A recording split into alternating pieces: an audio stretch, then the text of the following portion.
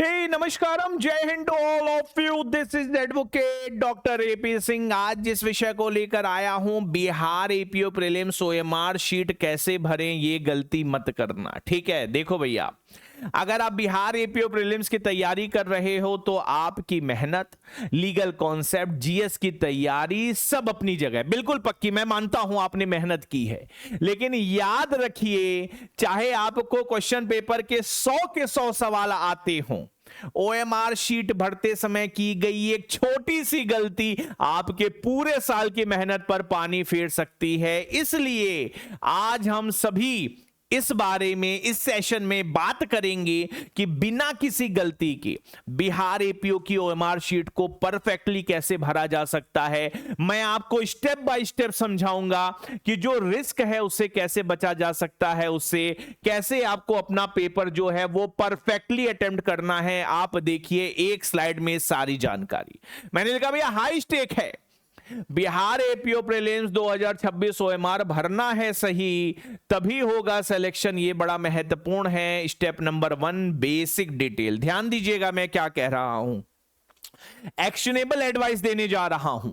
जैसे ही आपको OMR sheet मिले, जल्दबाजी बिल्कुल मत कीजिए, एक लंबी सांस लीजिए। सही बता रहा हूं।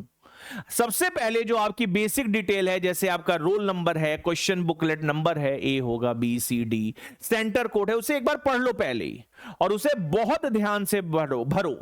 ये गोल्डन रूल मान के चलो, हमेशा बेटा आपको अपने बॉक्सेस में जो डिजिट्स हैं, जो लेटर हैं, उन्हें पहले लिखना है। पहले बबलिंग करना मत शुरू कर देना, पहले एडमिट कार्ड से आप उसे डबल चेक कर लो। उसके बाद एक एक करके आप अपने नंबर को, लेटर को लिख लो, फिर सर्किल को डार्कन करना शुरू करना। याद रखना, पहले सर्किल डार्कन नहीं करना। अगर आपका रोल नंबर है 5 4 3 2 1, लिख लीजिए 5 4 3 2 1। उस हिसाब से स्केल ले लीजिए, उस हिसाब से बेटा बबलिंग करना शुरू करिए। याद रखिएगा, हाई कोर्ट, सुप्रीम कोर्ट आपको राहत रिलीफ नहीं देगा। अगर आपने ओएमआर गलती की तो कोई रिलीफ नहीं मिलेगी। हाई कोर्ट, सुप्रीम कोर्ट कहती है ओएमआर नहीं भर पा रहे हो, क्या एपीओ जज बनोगे? तो ध्यान दीजिएगा, तो आराम से भरिए, क्योंकि यहां हुई गलती को सुधारा नहीं जा सकता है। अगर बुकलेट सीरीज गलत बबल कर दी एक लेटर भी, तो कंप्यूटर आपकी जो ओएमआर है बेटा, उसे गलत आंसर से चेक करेगा और रिजल्ट क्या होगा? 0। आपने 100 के 100 सही किए, लेकिन रिजल्ट क्या होगा? 0। इसलिए इसका ध्यान रखना है, बेसिक डिटेल का। स्टेप नंबर 2 क्या है? पेन और नो करेक्शन रूल। तो आपको बेटा क्या करना है, ओएमआर शीट भरने के लिए सिर्फ ब्लैक पेन का इस्तेमाल करें। 2-3 ब्लैक पेन लेके जाना। जेल पेन का यूज, फाउंटेन पेन का यूज गलती से मत करना। पता है क्यों? उसकी इंक फैलने का डर रहता है, और अगर इंक फैल गई तो ओएमआर स्कैन उससे करेक्टली चेक नहीं कर पाता। कोशिश करो जो 0.7 mm वाली पेन है, 1.0 mm वाली पेन है, जिसे हम कहते हैं मोटी नोक वाली, थिक निब वाली पेन, उसे यूज करो। उससे गोला जल्दी भराता है।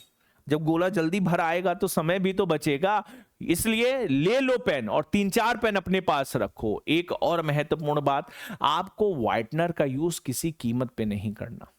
ब्लेड लेके आपको अपनी ओएमआर शीट पे खिचखिच नहीं करना। आपको अपने नाखूनों से उसे इरेज नहीं करना। क्यों नहीं करना? क्योंकि ये मना है।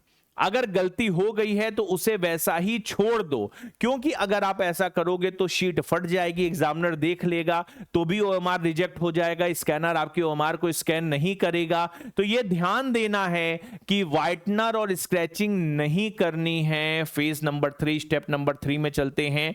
Paper attempting and 3 round strategy, जो हमेशा मैंने आपको बताई है। मैं कल भी इसकी चर्चा कर रहा था, द 3 राउंड स्ट्रेटेजी। सबसे महत्वपूर्ण बात है, सबसे महत्वपूर्ण यह है कि पेपर को अटेम्प्ट कैसे करना है, क्योंकि ओएमआर में ही आप अटेम्प्ट करेंगे, और कैसे करना है कि गलती भी ना हो और आपका कॉन्फिडेंस भी बना रहे। मैं आपको बताता हूं बेटा, द 3 राउंड स्ट्रेटेजी। 3 राउंड मतलब जैसे 3 बार में बिल पढ़ के कानून बनता है, उसी तरीके से मैं कहता हूं, पहली रीडिंग में श्योर शॉर्ट क्वेश्चन को सेलेक्ट करो। पेपर मिलते ही बबलिंग मत शुरू करो, आप पूरा पेपर पढ़ लो, उसी पर लिख लो आंसर वगैरह।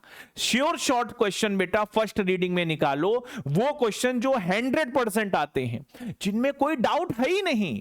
इन श्योर शॉर्ट क्वेश्चन को पहली रीडिंग में ही ओएमआर में भर लीजिए। इससे आपका कॉन्फिडेंस बूस्ट हो जाएगा। या पहले राउंड में 60 सवाल सही कर लिया हूं, अब आपको सेकंड रीडिंग में आना है, तो जो श्योर शॉट है उसके आगे लिख दो FR या उसके आगे लिख दो SS, छोटा छोटा वो लिख सकते हो, दैट इज अलाउड, उसमें किसी को कोई दिक्कत नहीं होगी। और आप तुरंत उन क्वेश्चन पे जाएंगे, अच्छा पहला नंबर SS है, 8वां SS है, 12वां SS है, 18वां SS है, 22वां SS है, और आप जल्दी जल्दी जल्दी जल्दी गोला कर रहे हैं क्योंकि वो श्योर शॉट है, उसमें आपको दोबारा कुछ पढ़ना ही नहीं है। Second round 50-50 question.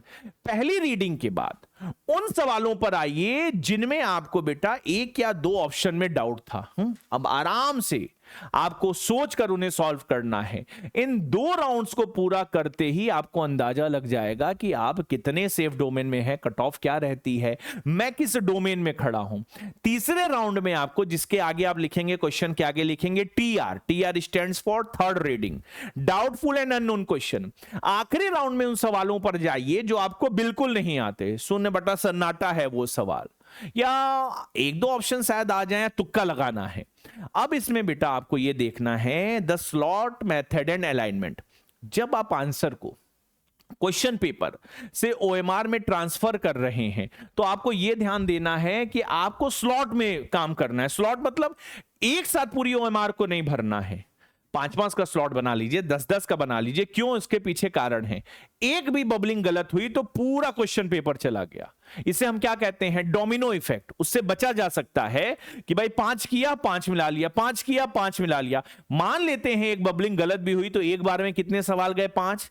आप रेस से तो बाहर नहीं है तो क्वेश्चन नंबर 14 का B, क्वेश्चन नंबर 15 का D, ऐसे करके 5-5, 8-8, 10-10 का स्लॉट बना लीजिए और उसके बाद बबलिंग शुरू करिए। मैंने कहा ना असाइनमेंट मेथड, तो इससे आप बच सकते हैं उस बड़ी गलती से जहां आपका पूरा क्वेश्चन पेपर खराब हो सकता है। चौथा विषय निगेटिव मार्किंग इंस्ट्रक्शन और स्मार्ट गेसिंग। ऑल्दो अभी तक निगेटिव मार्किंग की कोई सूचना नहीं है, उसके बावजूद बेटा as a matter of question मैं आपको कहता हूं कि जब आप क्वेश्चन पेपर करने बैठेंगे तो उसके पहले आप इंस्ट्रक्शन पढ़ लेंगे। आप अपने इन्विजिलेटर एग्जामिनर से पूछ लेंगे, सर निगेटिव मार्किंग तो नहीं है? कहेगा कैसा बुद्धू लड़का है, होने दो बुद्धू। आप कह लो सर निगेटिव तो नहीं है, वो भी पढ़ लेगा, आप भी पढ़ लो, ये इंश्योर कर लेना निगेटिव मार्किंग नहीं है। ऑल्दो अभी तक ऐसा कोई नोटिफिकेशन आयोग की तरफ से नहीं आया है।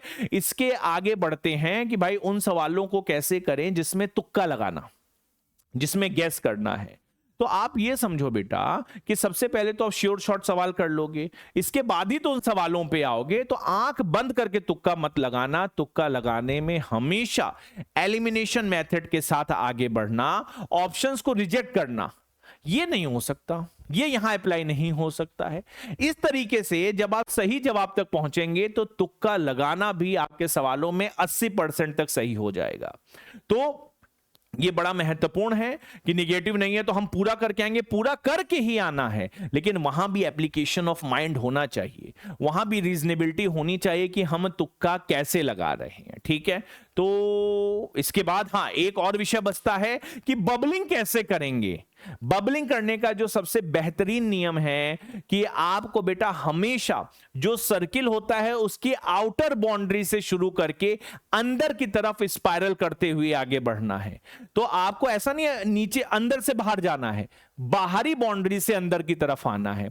और जो बबल है उसे पूरा डार्क करना है, बीच में कोई सफेद डॉट मत लगाना, टिक मत कर देना, क्रॉस मत कर देना। ये सब करोगे तो कंप्यूटर उसे रीड ही नहीं कर पाएगा। तो देखो भैया, OMR शीट को केवल एक औपचारिकता मत समझो, ये एग्जाम की एक बहुत ही महत्वपूर्ण रणनीति है। शांत दिमाग से सारी डिटेल कंफर्म करने के बाद ही बबलिंग करिएगा। शांत दिमाग से पेपर दीजिए। मेरी कही हुई बातों का ख्याल रखिए। मेरी शुभकामना है आप सफल होके आए। आपने हमने साथ में मेहनत की है, हम आपका इंतजार कर रहे हैं। तो OMR बहुत ही सावधानी से भरना, एक गलती सालों की मेहनत को बेकार कर देगी। ठीक है, तो चलिए, thank you so much everyone, love you all. मैं ईश्वर से प्रार्थना कर रहा हूं कि आपको सफलता मिले। आपने मेहनत की है, अपनी मेहनत पर भरोसा रखें और OMR को बहुत ही ध्यानपूर्वक भरें। ठीक है, thank you so much everyone.